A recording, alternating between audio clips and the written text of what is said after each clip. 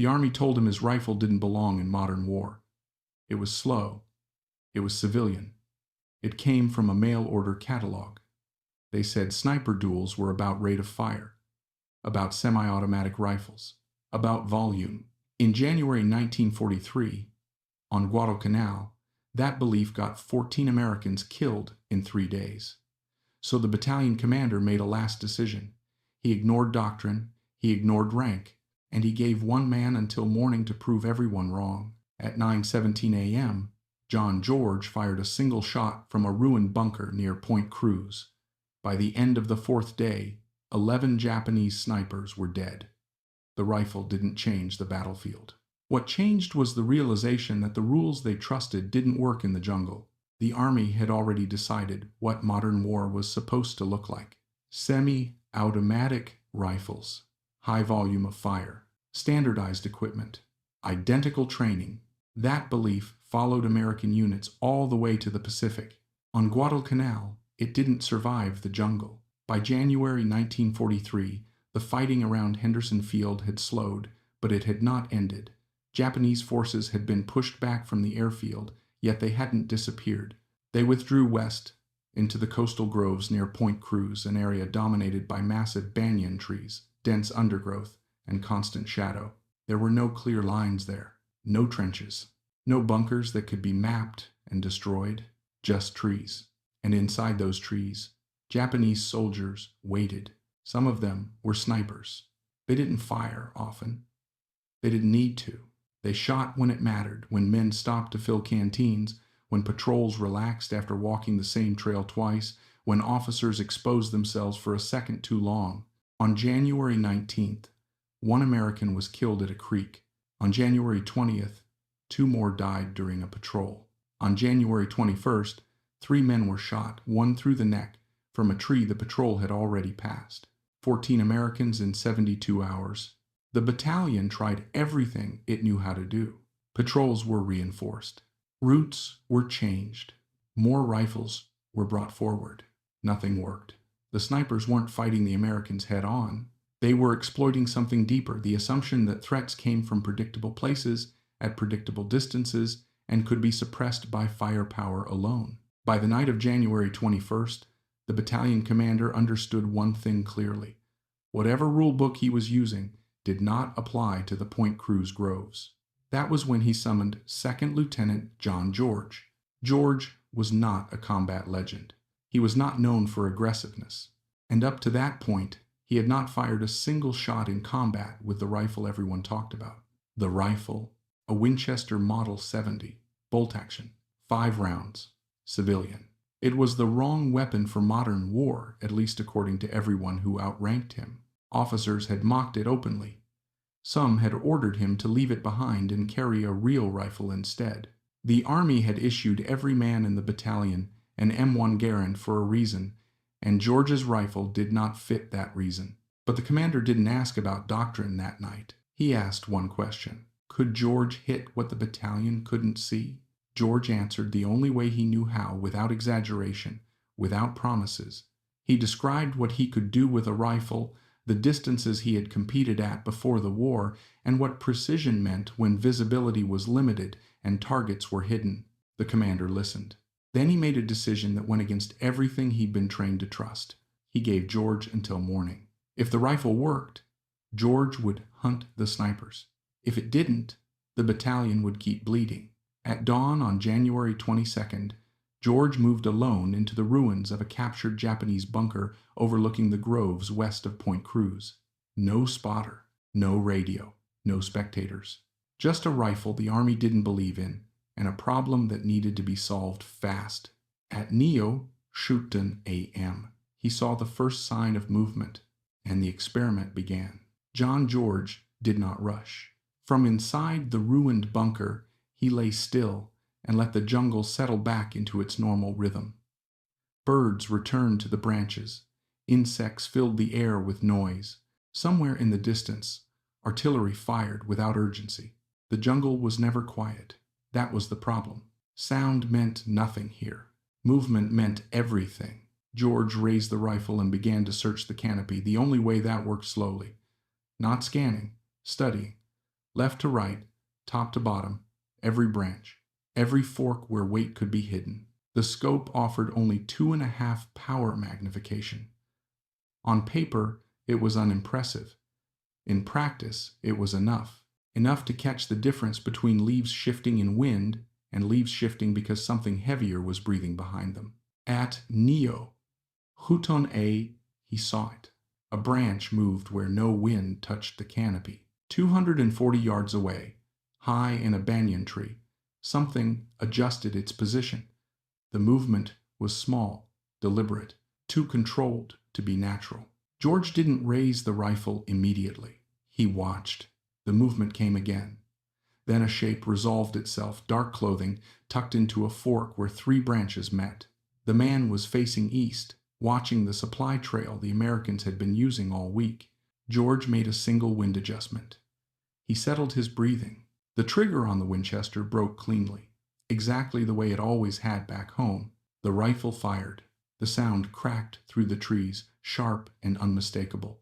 Far above the ground, the shape jerked violently. Then it fell, breaking through branches, tumbling nearly 90 feet before hitting the jungle floor at the base of the tree. George worked the bolt and chambered another round. He did not lift his head. He did not celebrate. He did not move, because Japanese snipers did not operate alone. If the man he just killed had been the shooter, there would be a second somewhere close, watching for exactly what George had just done. Minutes passed. George kept the scope on the tree, then widened his search. Adjacent branches, nearby trunks, shadowed gaps where a second set of eyes might be waiting. Nothing moved. At 9:43, he found the second one. A different tree, 60 yards north of the first. Lower this time. The figure was moving down the trunk, retreating. The shot had been heard. The position was compromised. George tracked the movement, led slightly, and fired. The second sniper fell backward, his rifle clattering through the branches ahead of him. 2 shots, 2 kills. George reloaded from a stripper clip. His hands were steady, his breathing controlled. This felt familiar not because it was easy, but because the process was exactly the same as it had been in competition. Except now the targets could shoot back. He stayed in position. That decision nearly killed him. At 11:21 a.m., a Japanese bullet slammed into the sandbags at the edge of the bunker 6 inches from George's head. Dirt and debris sprayed into his face. The shot had come from a different direction, southwest of his position. George rolled away from the opening and pressed himself against the bunker wall. The duel had begun. He waited. 3 minutes. Long enough for the shooter to assume the shot had either killed him or driven him off. Long enough for impatience to become a mistake. When George eased back into position, he didn't search randomly. He narrowed the angle based on sound and trajectory. The shooter would have shifted. But relocation options in dense jungle were limited. At 11:38, he saw it. Third tree from the left in a tight cluster, 70 feet up, a dark shape that didn't belong to the bark behind it. The sniper had moved, but not far enough. George fired. The third body fell straight down without a sound. By noon, 5 Japanese snipers were dead. The jungle changed after that. Movement stopped. Branches stayed still. The canopy became a wall. The Japanese had adapted. They understood what George was hunting, and they denied him what he needed most: motion. George spent the afternoon watching empty trees. When he returned to battalion headquarters at 1,600 hours, the reaction was immediate. The tone had changed. The jokes were gone. Men who had laughed at the rifle now asked if they could watch him work. George refused. Spectators drew attention. Attention drew fire. Captain Morris wanted him back in position at dawn. The rifle, that didn't belong in modern war, had just erased half the sniper threat in a single morning, and the enemy had learned enough to make sure the next day would be harder. January 23rd began the same way the previous day had ended. With rain, heavy tropical rain poured through the canopy, flattening sound and crushing visibility. From George's position, the groves dissolved into gray curtains. At 100 yards, trees were shapes. Beyond that, nothing existed. Sniping was impossible, so George waited. He stayed inside the bunker ruins, rifle across his knees, listening to rain hammer leaves and earth. Rain changed everything. It hid movement. It covered mistakes. It let men climb, reposition, and disappear without being seen. That worked both ways. At 8:15, the rain eased. Not stopped, eased. Enough for outlines to sharpen.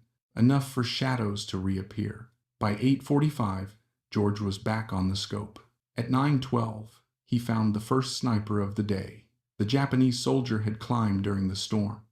That much was obvious. He'd chosen a tree farther out than the others, nearly 300 yards. Longer range. Safer distance. They were learning. George adjusted for range and fired. The sniper fell. 6. George worked the bolt and stayed on the scope, waiting for the reaction. He didn't get rifle fire. He didn't get movement. What he got, instead, was something new. At 9:57, the first mortar round landed. It fell short, thudding into the jungle floor 40 yards in front of the bunker. Dirt and leaves sprayed upward. George didn't move. The second round landed closer, 20 yards short. George understood the pattern immediately. Someone was walking the fire forward. They weren't guessing. They were adjusting. The third salvo would hit the bunker. George didn't wait for confirmation. He grabbed the rifle and ran. He moved north along the tree line, boots slipping in mud, branches tearing at his sleeves. He dove into a shell crater just as the third rounds came down. The bunker disappeared in explosions and flying debris. George lay still in the crater, heart steady, rifle tight against his chest. The duel had escalated. The Japanese were no longer reacting shot by shot. They were coordinating, using mortars to solve a problem rifles couldn't. George waited until the jungle settled again. Then he crawled out, staying low, and relocated to a fallen tree about 120 yards north of the destroyed bunker. The tree offered cover. More importantly, it offered sightlines. George settled in and resumed watching. The snipers came back that afternoon. They had no choice. George was hunting them, and every minute they waited gave him control of the groves. So they tried new positions. Higher, farther, better concealed. At 14:23, George found one. A quick adjustment. A controlled squeeze. The seventh sniper fell. At 15:41, he found another 94 feet up a banyan tree, high enough to be safe from most ground observation. But height created its own risk. As the sun shifted, the sniper's silhouette separated from the sky behind him. George fired. The eighth body fell. 9 hours. That was how long George had been in position when Captain Morris sent a runner to pull him out. Morris didn't want heroics. He wanted numbers. George gave them. 8 confirmed kills over 2 days. 12 rounds fired. 8 hits. 4 misses. Morris didn't argue. He ordered George back into position at dawn. That night, George cleaned his rifle and thought about the arithmetic. 11 Japanese snipers had been operating in the Point Cruz groves. 8 were dead. 3 remained. And those 3 had survived everything George had done so far. They had watched him kill their partners. They had learned his habits. They had adjusted their tactics, which meant the next day would not look like the first 2. George slept poorly. At 3, he stopped trying and sat in his tent with the Winchester across his lap. At 4:15, the rain started again. By 5:30, it was heavy enough to delay operations. George used the time to change the equation. He did not return to the bunker.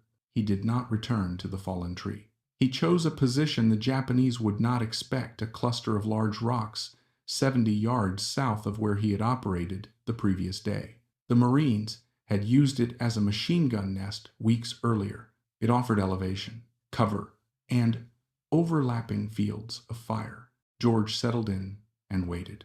At 7:43, the rain slowed to a drizzle. Visibility crept back into the jungle. George began glassing the trees. Somewhere out there, the remaining snipers were watching too, and this time, they weren't just trying to survive. They were setting a trap. By the morning of January 24th, the jungle no longer felt neutral. It felt alert. George could sense it in the stillness. The trees weren't just standing there anymore. They were waiting. After 2 days of losses, The remaining Japanese snipers had stopped reacting. They were planning. George stayed low among the rocks, letting the drizzle fade into silence. The position gave him a slight elevation over the groves, enough to see angles that hadn't existed before. At 8:17, he spotted movement. A palm tree, 190 yards out. Low, only 40 feet up. Too low for a sniper who wanted range and dominance. The figure was partially hidden by fronds, using concealment instead of height. From ground level, the position would have been nearly invisible, but George was not at ground level. From the rocks, he could see down into the palm, a dark shape, shoulders, head. The shot was there. Easy. George settled the rifle and began to squeeze. Then he stopped. Something didn't fit. By now, 8 snipers were dead. The men who remained were not careless. They would not choose an exposed position unless it served a purpose. No experienced sniper survived this long by offering himself up cleanly. George lowered the rifle. If this man was bait, the real threat would be watching him, waiting for muzzle flash, waiting for movement, waiting for the shot that gave away a position. George widened his search.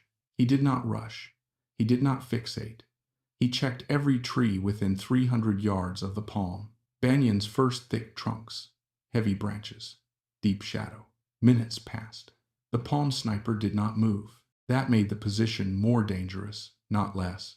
At 8:28, George found it. A banyan tree, 80 yards northwest of the palm, 91 feet up. The hide was perfect branches, vines, and shadow blending into a single dark mass. The sniper there had a clear view of George's previous firing position near the fallen tree. He was watching the wrong place. The trap was obvious now. If George shot the palm sniper, the hidden shooter would react to the sound and try to locate him. If George shot the hidden shooter first, the bolt-action Winchester would force him to work the action, giving the second man time to escape. George had 2 targets. 1 rifle, 1 chance to control the sequence. He decided to use the bait against them. George aimed at the palm tree and fired. The decoy sniper jerked and fell from the fronds, crashing to the jungle floor. Before the sound finished echoing, George swung the rifle toward the banyan. He waited not for a full movement, just a shift, a turn of the head, a change in posture. It came. The hidden sniper began to reposition, reacting to the shot. George fired. The body fell through branches, rifle tumbling after it. 2 shots, 2 kills. But George did not stay. He grabbed the rifle and ammunition and ran east along the rock line. 6 seconds later, Japanese machine gun fire tore into the position he had just abandoned. Bullets chewed stone and dirt, raking the rocks with precise anger. George dropped into a drainage ditch 40 yards away and pressed himself into the mud. He waited. At 8:34, the gunfire stopped. George counted to 60. Then he moved again, this time farther east, into a shell crater half filled with rainwater. He slid down into it until water reached his chest. 10 confirmed kills. 1 remained. George rested the Winchester on the rim of the crater and resumed watching. The jungle felt different now.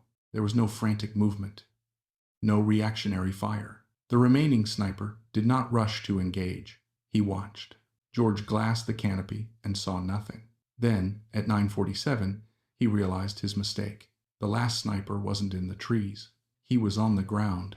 George caught the movement at the edge of his vision, low, slow, deliberate. 60 yards south, something moved parallel to the tree line.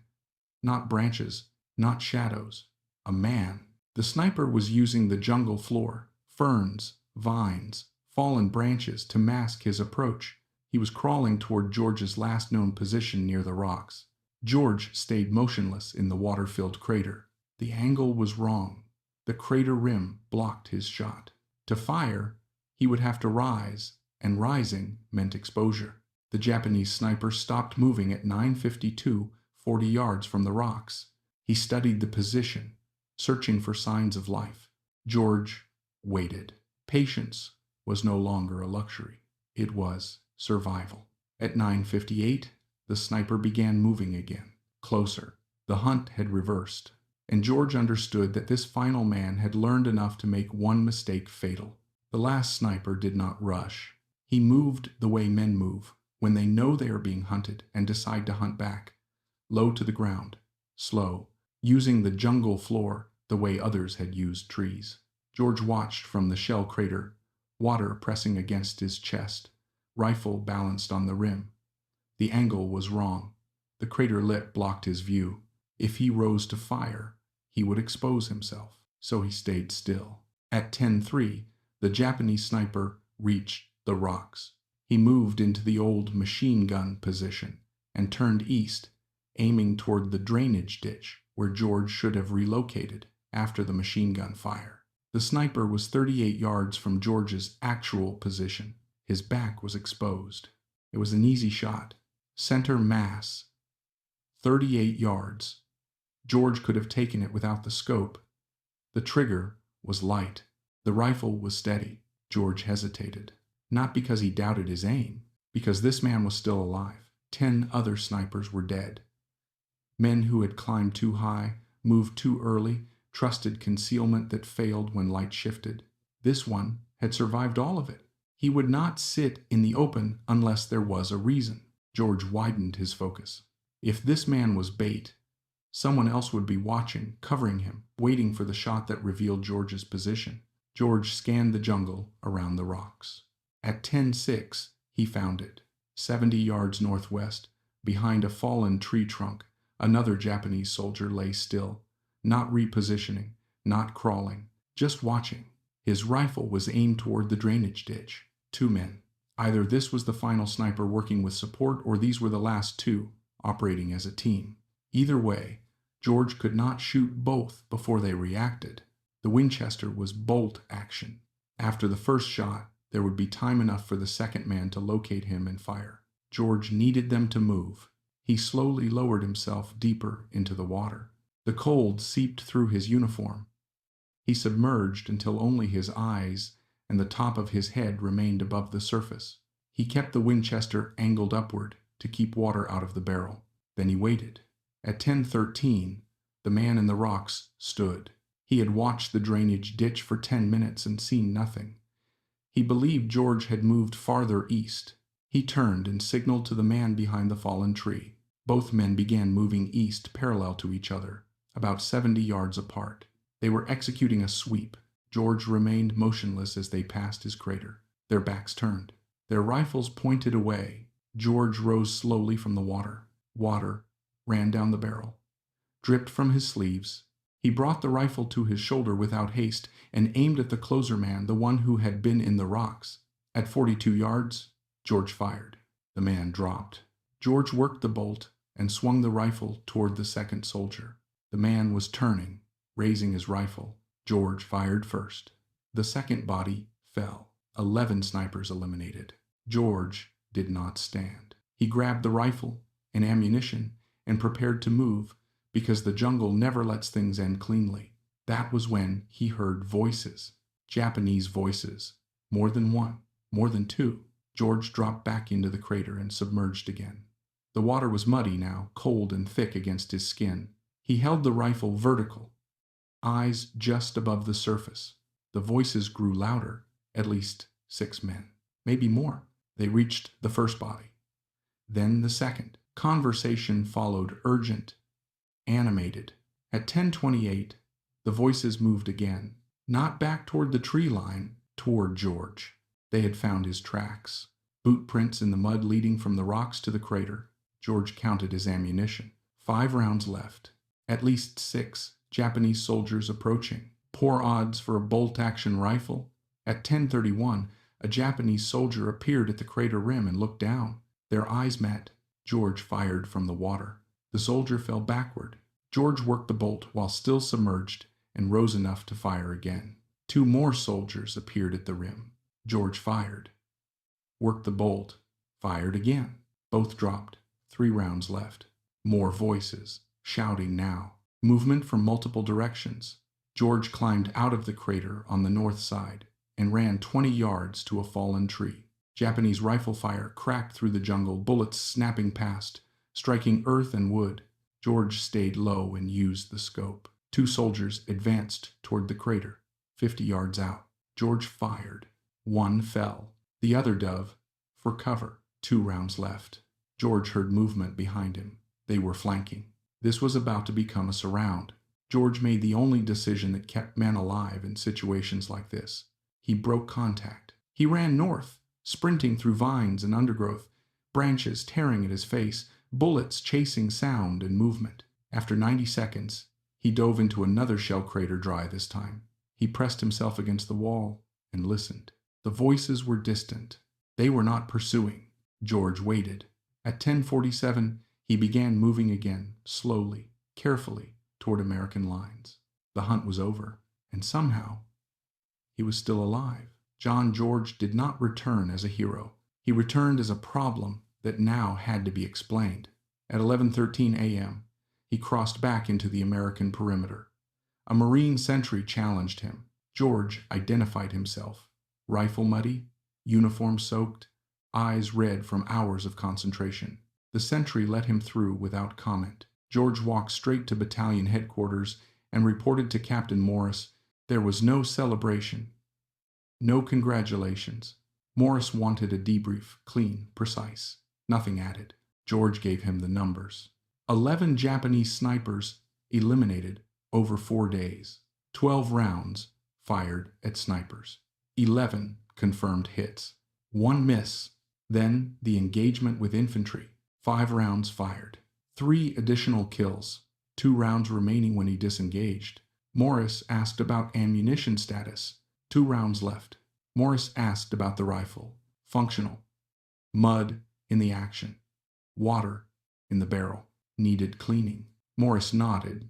He did not argue. He did not ask why George had operated alone, or why he had ignored earlier orders to leave the rifle behind. The Point Cruz groves were quiet now. The snipers who had killed 14 Americans in 3 days were gone. By the end of the afternoon, reports from patrols confirmed it.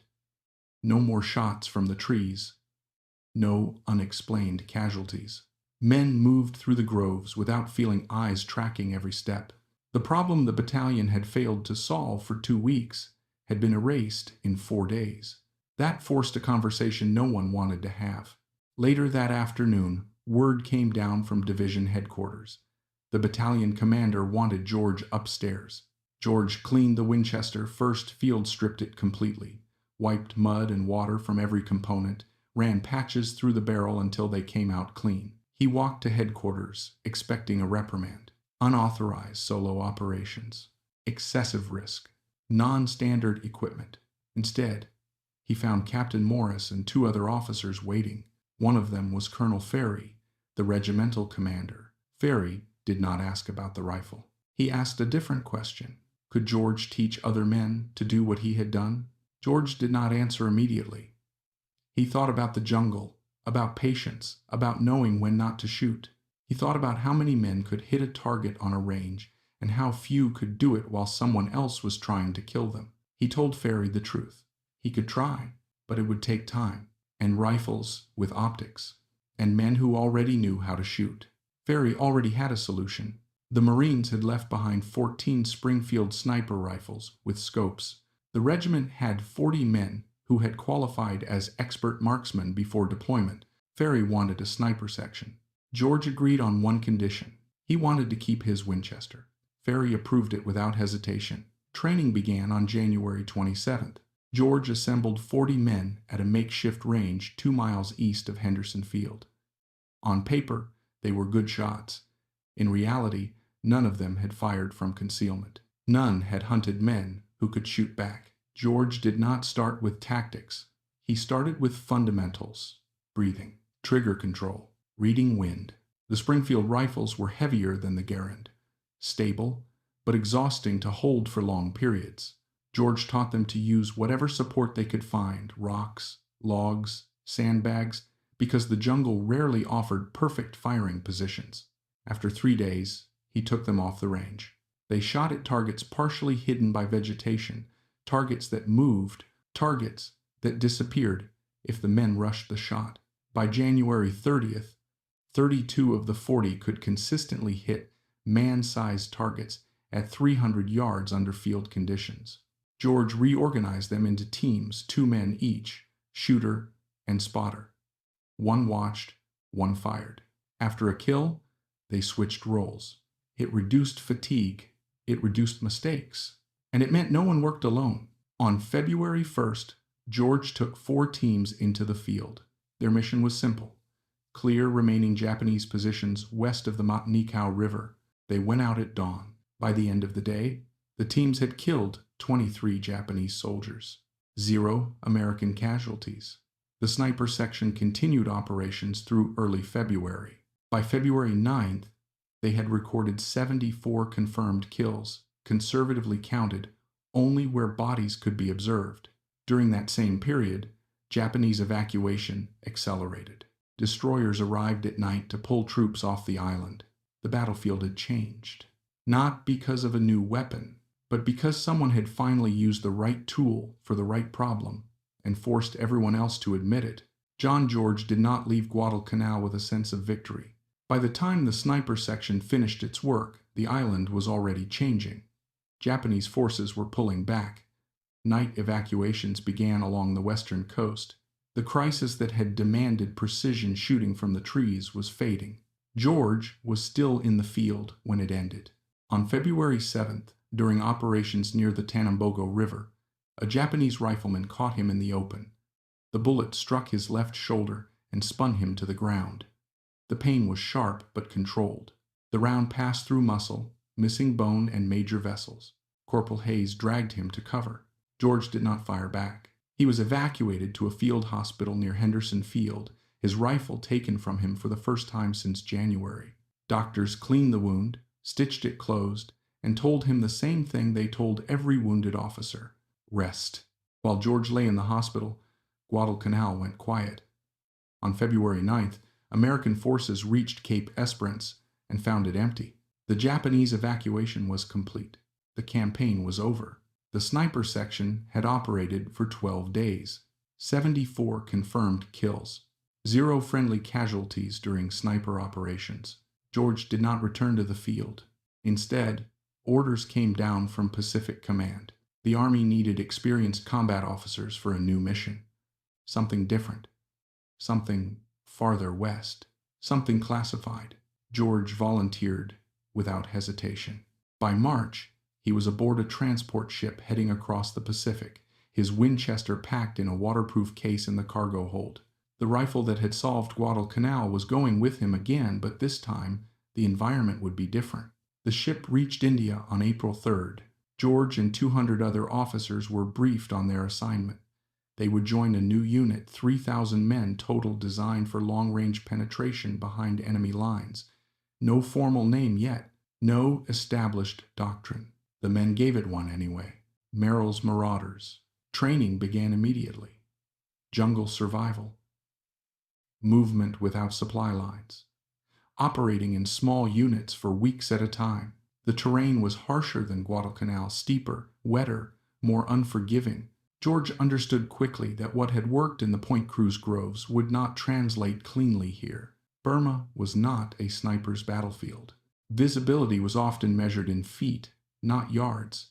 Engagements happened suddenly, ambushes at close range, chaotic firefights in thick vegetation. Speed mattered more than precision. Volume mattered more than patience. George adapted. He modified his equipment, removed weight wherever he could, replaced the Lyman Alaskan scope with a lighter Weaver, changed stocks, trimmed ounces that became pounds over weeks of marching. The Winchester remained accurate, but it was no longer central. During the march toward Mayatkiina, George fired the rifle only 3 times. Once at 400 yards, against a Japanese officer directing troops near a river crossing. Once at 380 yards, against a machine gun position pinning down a patrol. Once at 290 yards, against a sniper who had stalled a marauder advance. 3 shots, 3 kills. In every case, George fired once and moved immediately. The Winchester's report was distinctive. 1 shot announced presence. A second invited response. In Burma, survival depended on not being found. The march lasted months. The marauders covered hundreds of miles through terrain the Japanese believed impassable. Men collapsed from exhaustion. Disease killed more soldiers than combat malaria, dysentery, typhus. By May 17th, they captured Mietkiina airfield. The mission succeeded. The unit did not. Too many men were sick, too many wounded, too little rest. The force that had entered Burma with over 5,000 men was combat ineffective. George survived. So did the Winchester. But the rifle that had defined Guadalcanal played only a small role in Burma. Not because it failed, but because the war had changed again. Most fighting happened inside 50 yards, sometimes inside 30. There was no time to search treetops, no patience for waiting on movement. Firefights were sudden, violent, and brief. George understood something that had nothing to do with rifles. Victory was not about the best weapon. It was about matching the tool to the terrain. By June 1944, George was evacuated from Burma with the rest of the marauders. The unit was disbanded. The war continued without them. George had entered the Pacific with a rifle that didn't belong in modern war. He left Burma knowing that even the right rifle belonged only in the right moment. And those moments were becoming rarer. John George never returned to combat after Burma. By June of 1944, he was back in the United States, promoted and reassigned not to the front, but to training duty. The war was still raging across Europe and the Pacific, but George's part in it had narrowed to classrooms, ranges, and briefings. He taught marksmanship, small unit movement, what worked, what didn't. He did not talk about Point Cruz. Most of the men he trained knew he had served in the Pacific. Few knew the details. Fewer still understood what had happened in those 4 days, when a battalion's problem ended without artillery, without assaults, without casualties piling up. The army was changing. Standardization accelerated. New rifles, new doctrines, new manuals. Sniping became formalized teams, tables of organization, dedicated schools. The skill that had once lived quietly inside one officer with a civilian rifle was now being packaged, regulated, and scaled. George understood why. Modern war demanded uniformity, industrial output, soldiers trained to operate interchangeable systems. The future belonged to armies that could replace losses quickly and move firepower efficiently.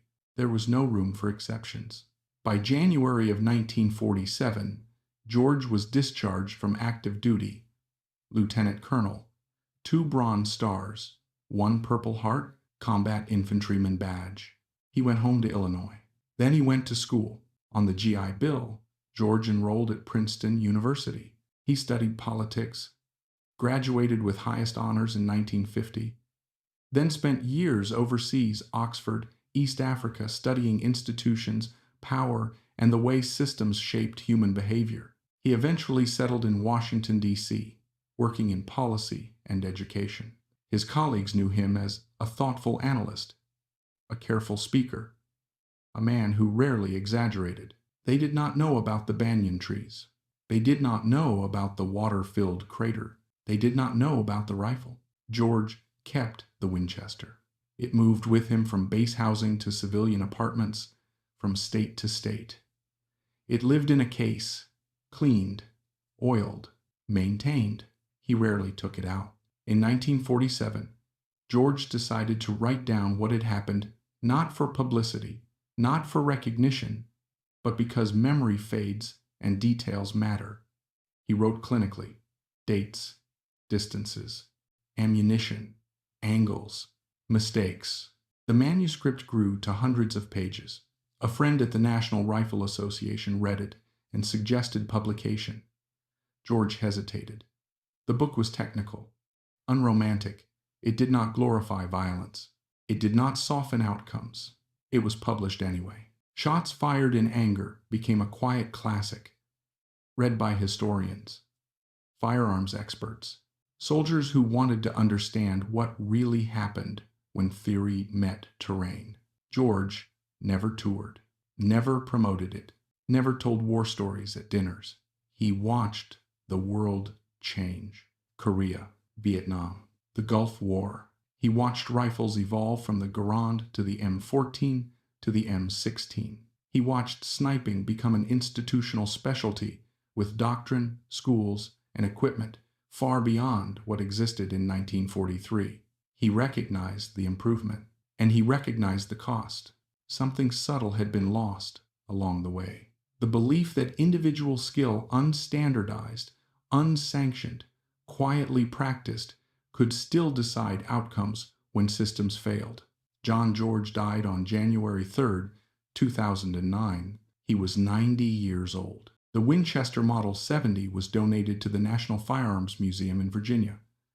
It sits in a display case now, surrounded by placards and glass, a bolt-action hunting rifle with a modest scope. Most visitors walk past it. It does not look dangerous. It does not look important.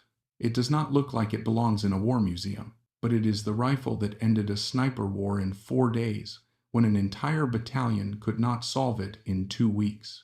The rifle that proved that speed and volume are not answers to every problem. The rifle that forced an army to admit briefly that it had been wrong. In the jungle near Point Cruz, the banyan trees still stand. The men who died there are names in records now, and the rifle that didn't belong in modern war remains behind glass, silent, unremarkable, waiting for someone to stop and understand what it actually changed.